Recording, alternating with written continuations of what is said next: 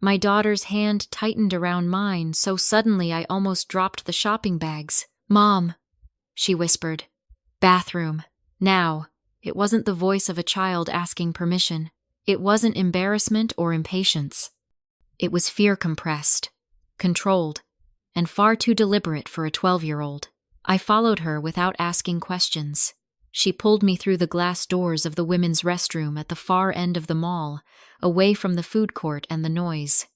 The sound behind us, music, chatter, laughter, collapsed instantly, like a switch being flipped. Inside, everything echoed, the hum of fluorescent lights, the distant drip of a faucet, the faint chemical smell of disinfectant layered over something sour and stale. She didn't rush toward the stalls. She stopped just inside the doorway. "Don't move," she whispered. "Look." I bent down to her level, and my body went rigid. Under the stall door directly in front of us, a pair of polished black shoes stood perfectly still, facing inward, not walking past, not shifting weight from heel to toe, waiting. I didn't scream. I didn't cry. I listened. A man's voice floated through the restroom, calm and low, speaking into a phone as casually as if he were ordering coffee. "Yeah, mother and daughter," he said. "The girl's around 11. Dark jeans, gray hoodie. My daughter Evelyn, 11 years old, had picked that hoodie herself less than 10 minutes earlier. It was folded neatly inside one of our shopping bags. That was the moment something inside me shut down and something else took over. I used to smile at childhood fears. Monsters under the bed, shadows in the hallway. That uneasy feeling of being watched that disappears the second you turn around. I used to say, "You're safe. It's just your imagination." That category died on that restroom floor. Evelyn's fingers dug into my hand until it hurt. She didn't look at me. She didn't need to. She raised one finger to her lips, the way kids do in movies when they're hiding, except movies don't show how sticky bathroom floors are, or how your heart doesn't beat, it slams, hard enough to rattle your ribs. The shoes moved. Slow steps. Stop. Slow steps. Stop. He was checking the stalls, carefully, like he wasn't in a hurry at all. I slid my phone out of my pocket with shaking hands and pressed record. Not because I thought it would save us, but because something deep in my bones whispered a rule I had learned years ago working hospital night shifts. If it isn't documented, it didn't happen. The shoes stopped directly in front of us. Evelyn's breathing disappeared. So did mine. For a suspended moment, the entire world narrowed to the narrow gap beneath that stall door. Then the shoes moved again. The man's voice continued, conversational, almost bored. They should still be here unless they already left. This wasn't confusion. This wasn't a mistake. This was a hunt. When the shoes drifted toward the sinks, I wrapped my arm around Evelyn and we slipped out of the stall like smoke, fast, silent, shopping bags pressed tight against our bodies. We didn't scream. We didn't draw attention. We ran the way prey runs, quiet, efficient, desperate not to be noticed. We burst into the mall hallway, blending into the flow of shoppers like nothing had happened. My legs shook so badly I could barely walk. But Evelyn kept moving, her hand still locked in mine. "Security," she whispered. "Now."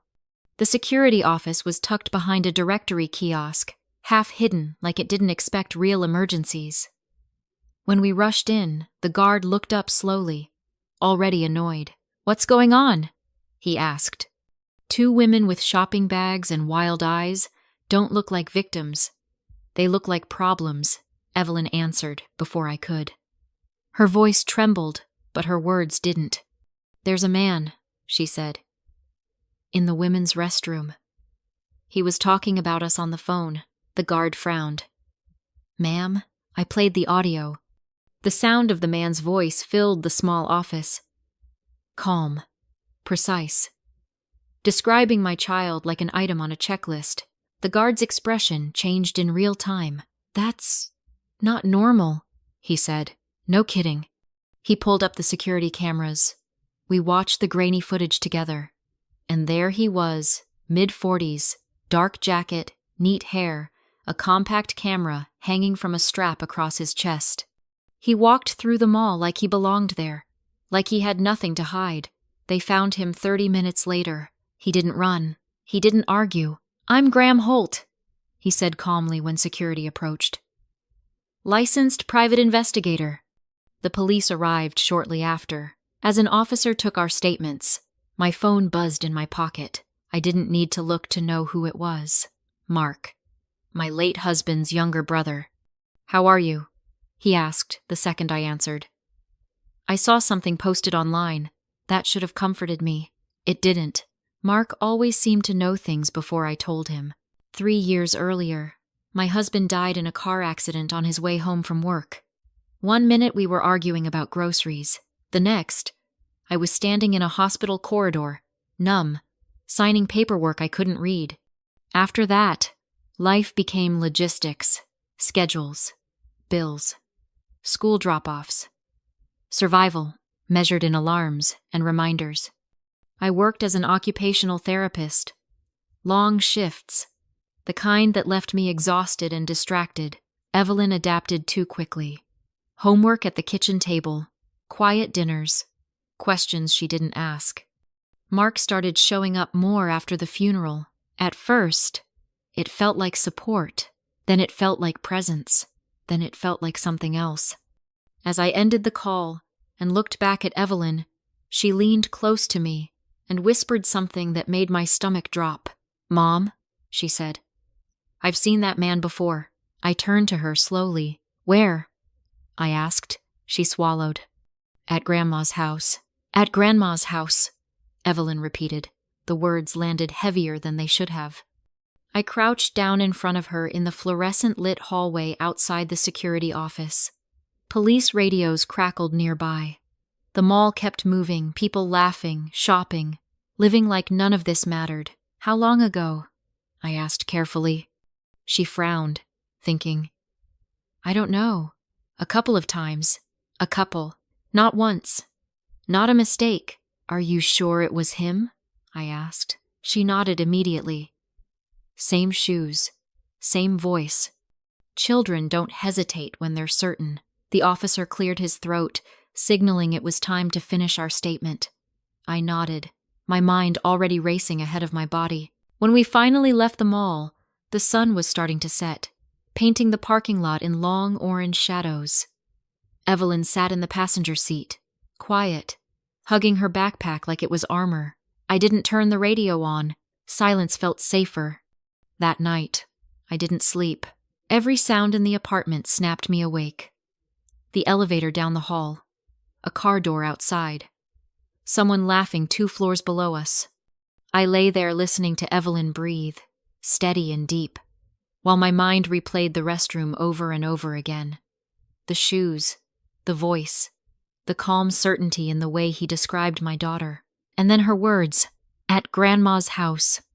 My mother-in-law, Janice, had always been involved, not cruel, not loud, just present in a way that felt heavy. After my husband died, she started calling more, stopping by unannounced, asking questions that sounded like concern but lingered too long. "Is Evelyn doing okay in school? Are you working late again? Does she spend a lot of time alone?" I told myself she was grieving too. Grief excuses a lot. But lying awake in the dark, I realized how often I had brushed off the unease because it was easier than confronting it. The next morning, I called in sick to work. I told myself it was for Evelyn, that she needed me home, but the truth was, I didn't trust the world yet. When Evelyn came into the kitchen, still in pajamas, she watched me closely. "You're not going to work?" she asked. "No," I said. "Not today." She nodded, relief flickering across her face before she could hide it. That scared me more than anything else. "Evelyn," I said gently, "when you saw that man at Grandma's house, what was he doing?" She hesitated. "Talking," she said. "To Grandma?" "Yes." "About what?" She shrugged. "I don't know." But when they saw me, they stopped. My stomach tightened. How many times did you see him? 2. Maybe 3.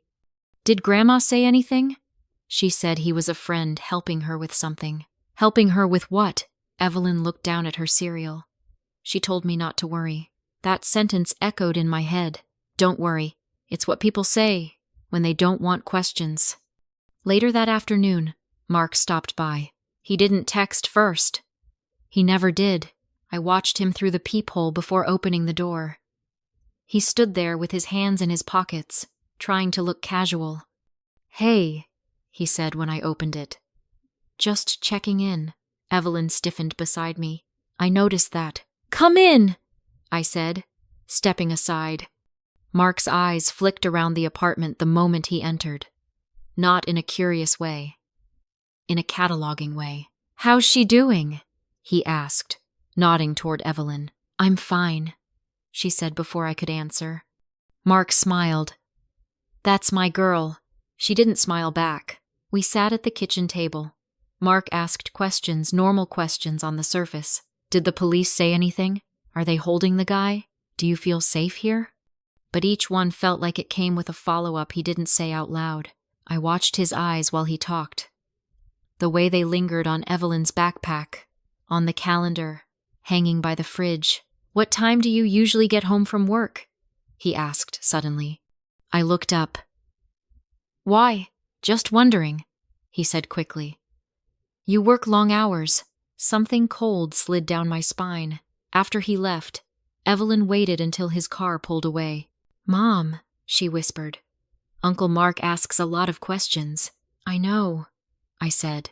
"He always asks when you're home." I didn't answer right away, because I finally understood something I'd been avoiding.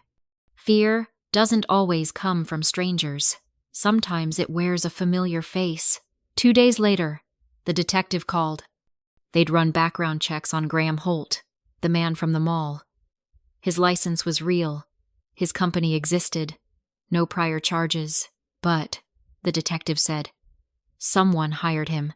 My pulse spiked. "Who?" "We're still confirming," he said. "But there's something else." He paused. "He's been observing you for a while." My hand tightened around the phone. "How long is a while?" "Several weeks. Possibly longer." After I hung up, I sat on the couch staring at the wall. Several weeks.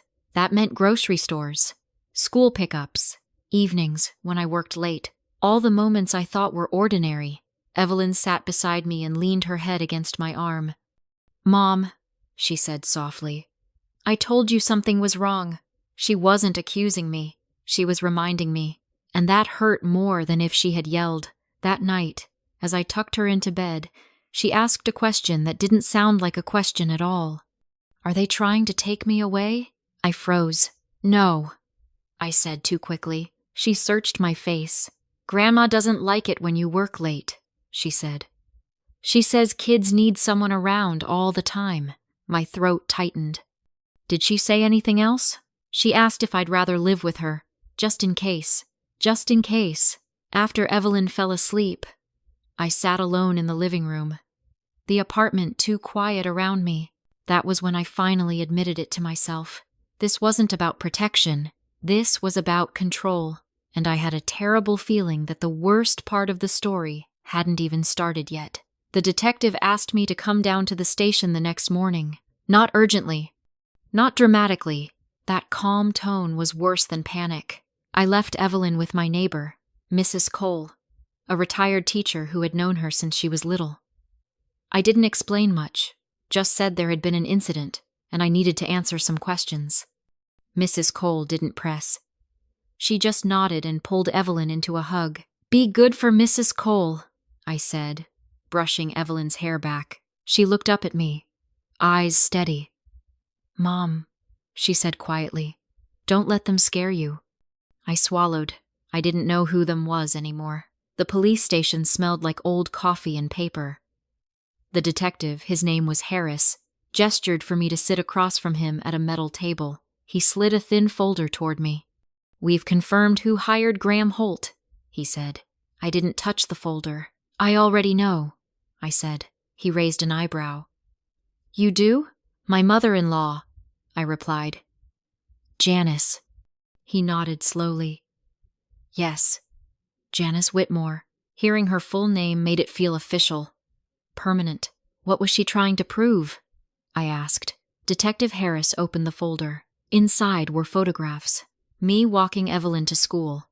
Me standing outside my building with grocery bags. Me laughing with Evelyn on a park bench. Unaware of the camera pointed at us. Each photo was dated. Each one catalogued. My chest tightened. She wanted documentation, Harris said evenly, to support a potential custody petition. The words didn't land right away. Custody, I repeated. She believed your work schedule made you unfit. That Evelyn was being left alone too often. That she could provide a more stable environment. I laughed once, a sharp, broken sound. I work, I said. That's her evidence? Harris didn't argue. There's more, he said. He flipped to another page.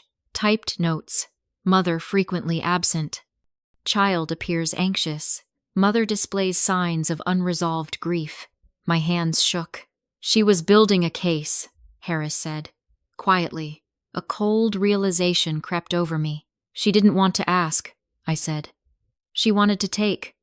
Harris met my eyes. That's how these cases usually go. When I got home, Janice was already there. She stood in my living room like she belonged there, hands folded neatly in front of her. You didn't answer your phone, she said. I closed the door behind me. Get out, I said. Her lips trembled. I was worried. That word again. I know what you did, I said. I know about the investigator. Her shoulders sagged, as if she'd been carrying something heavy. I didn't have a choice, she said. Evelyn needs stability. She has stability, I snapped. She has me. Janice's eyes hardened. You work too much, she said. You're always tired. You're barely present. My hands clenched into fists. You hired a man to follow us, I said. You put my child in danger. I was protecting her, Janice replied. That sentence landed like a slap. Love that demands control isn't love, I said. It's ownership. She flinched. I lost my son, she whispered. She's all I have left, and I lost my husband, I said. But I didn't hunt a child to cope with it. For a moment, neither of us spoke. Then she straightened. You'll regret this, she said quietly. Leave, I said again. She did, but the silence she left behind was heavier than her presence. Mark came over that night. I didn't invite him. I didn't know, he said, the second I opened the door. I swear, you knew enough, I replied. He looked down. She asked questions. I answered. I thought she was just worried. Worried. Always that word. Did you tell her my schedule? I asked. He hesitated. That was answer enough. I trusted you, I said. I was trying to help, he said desperately. She said Evelyn deserved more time, more attention, and you believed her, I said. He nodded, shame flooding his face. I wanted to scream. Instead, I closed the door. Evelyn came home the next day, quieter than usual. Grandma called me, she said. My heart lurched.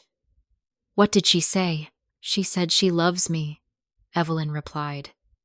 And that sometimes moms get overwhelmed. My jaw tightened. She told me not to tell you, Evelyn added. That was the final straw.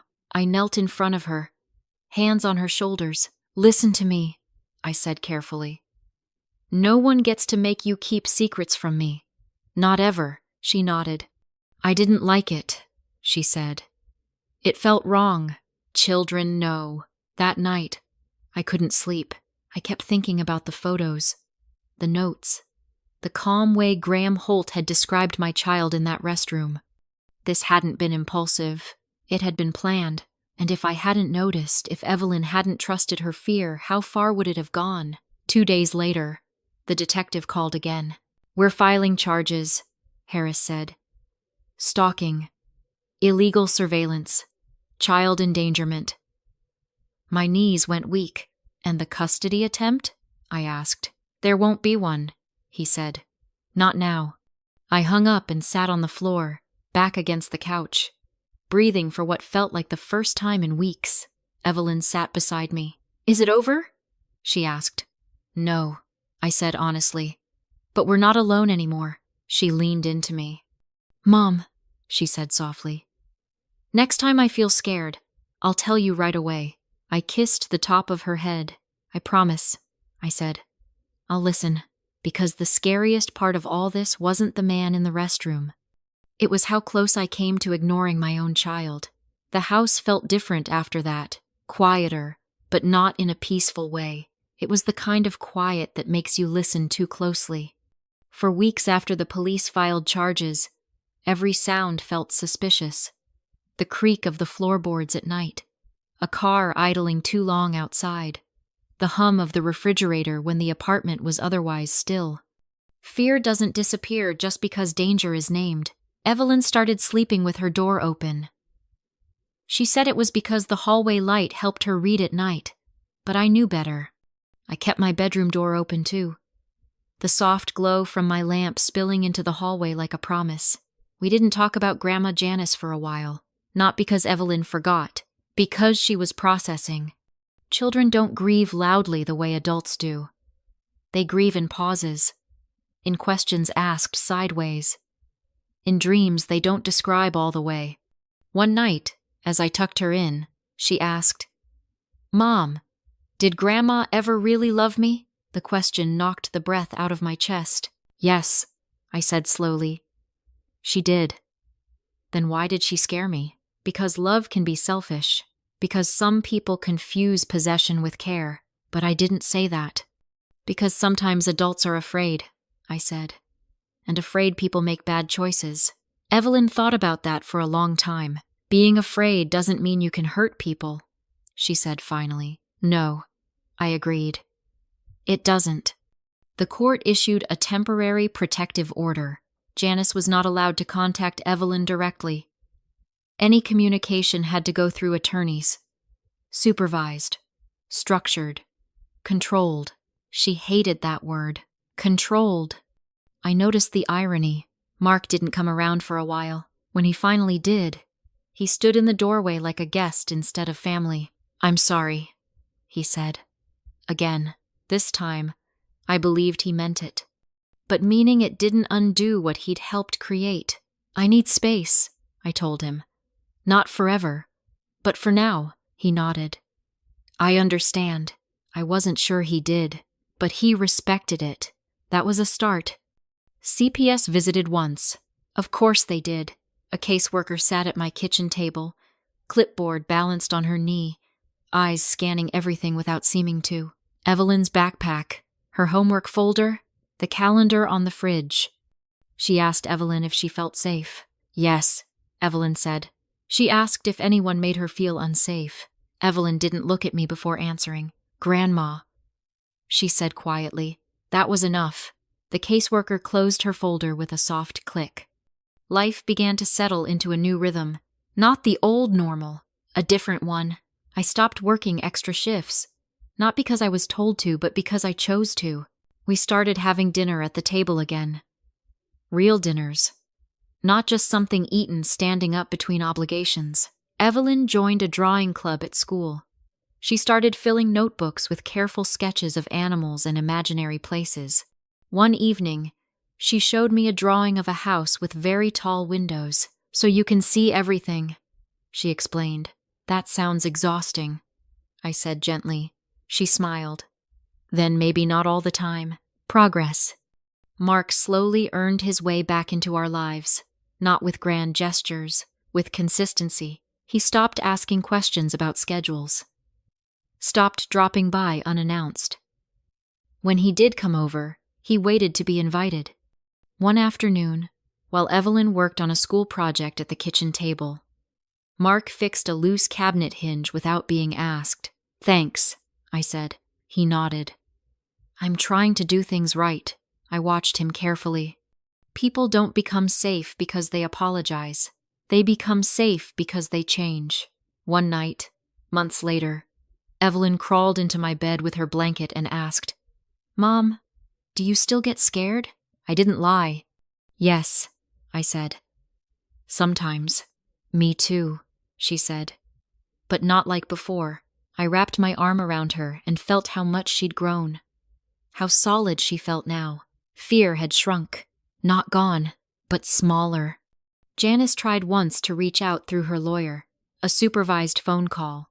15 minutes. Evelyn listened, then handed the phone back to me without speaking. She wants to say she's sorry, I told her later. Evelyn shrugged. She can be sorry far away. I didn't correct her. Boundaries are a form of wisdom. 1 year after the mall incident, we went back there, not on purpose. Just life. We walked past the restroom without stopping. Evelyn didn't squeeze my hand. She just kept walking. That was when I knew something had shifted. That night, as we sat on the couch watching a movie, Evelyn asked a question that sounded older than her years. "Mom," she said, "how do you know if someone really cares about you?" I paused the movie. I thought about the bathroom floor, the shoes, the calm voice. I thought about all the people who said they were just worried. "They don't make you smaller," I said. "They don't scare you to keep you close." She nodded slowly, like she was filing that away for later. Fear teaches you things, but so does survival. And the biggest lesson I learned wasn't about strangers in restrooms. It was about listening, really listening, when a child tells you something feels wrong. Because sometimes, the most dangerous threats don't come from the dark. They come wrapped in concern. Time didn't heal everything, but it changed the shape of things. Fear stopped screaming and started whispering. Grief stopped knocking me flat and learned to sit quietly beside me. Life didn't go back to what it was before the mall, before the bathroom floor, before the shoes. It moved forward. Different. Slower. More careful. Evelyn grew into that carefulness in her own way. She started middle school that fall. New backpack, new schedule, new confidence she didn't advertise but carried quietly, like something precious she didn't want to drop.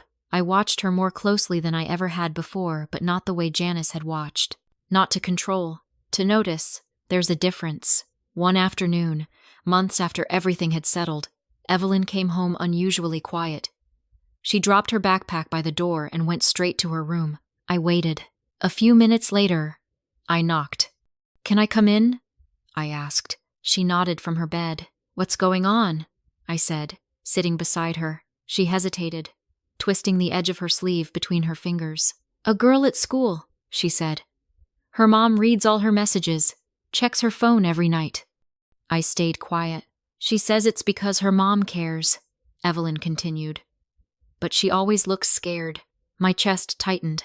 "What do you think?" I asked gently. Evelyn thought about it. "I think caring isn't supposed to feel like being trapped," she said. I exhaled slowly. She didn't learn that from a book. She learned it from surviving. Mark came by later that week to help fix a leaky faucet. He knocked once and waited, hands in his pockets, like someone who understood he no longer had automatic access. Evelyn greeted him politely, not warmly, not coldly, neutral. That was progress. As Mark worked under the sink, he said quietly, "I'm taking a step back from my mom." I looked up. "She's still my mother," he said. "But I finally understand. Worrying isn't an excuse to control people." I didn't respond right away, because apologies don't mean much without distance. "I'm glad you see that," I said finally. He nodded. "I should have seen it sooner." "Yes," I said. "You should have." He didn't argue. That mattered. Janice stayed away. Through lawyers, through court orders, through consequences she never imagined would apply to her. Once, a letter arrived. Handwritten. Pages filled with words like love, loss, fear. I didn't give it to Evelyn. Some apologies are written to ease the writer, not to heal the person they hurt. I learned that too. On the anniversary of the mall incident, Evelyn asked if we could do something different. "Can we go somewhere new?" she asked. So we did. We drove to the coast. Just a day trip. Salt air. Wind in our hair. The sound of waves that didn't care about our past. We sat on the sand and shared fries from a paper bag, laughing when seagulls tried to steal them. At one point, Evelyn said, "Do you remember the bathroom?" I froze. "Yes," I said carefully. She nodded. "I do too. But it doesn't feel big anymore." That sentence hit me harder than anything else she'd said. Fear shrinks when it's faced. That night, back home, we curled up on the couch. A movie played in the background. Forgotten. "Mom," Evelyn said, voice soft but steady. "Can I ask you something?" "Always," I replied. "How did you know to listen to me that day?" I thought about that for a long time. "I didn't always," I admitted. "I used to think kids were just scared of nothing." She smiled a little. "I remember." "I'm sorry," I said. She shrugged. "You learned. So did she. So did I. Here's the truth I don't think we talk about enough. Danger doesn't always announce itself. Sometimes it whispers. Sometimes it smiles. Sometimes it calls itself concern. The scariest part of this story was never the man in the restroom. It was how easy it would have been to ignore my daughter, to dismiss her fear, to tell her she was imagining things. Love that demands control isn't love. It's ownership. And real care doesn't make you smaller. It doesn't make you afraid. It doesn't require silence. If you've ever had someone say they were just worried while crossing your boundaries, if you've ever felt watched instead of protected, comment 1 if you believe real care should feel safe. Comment 0 if you learned that lesson the hard way. And if this story stayed with you longer than you expected, stay with the channel. Some stories aren't told to scare you. They're told to remind you to listen. Especially when someone small and brave is trying to tell you something important.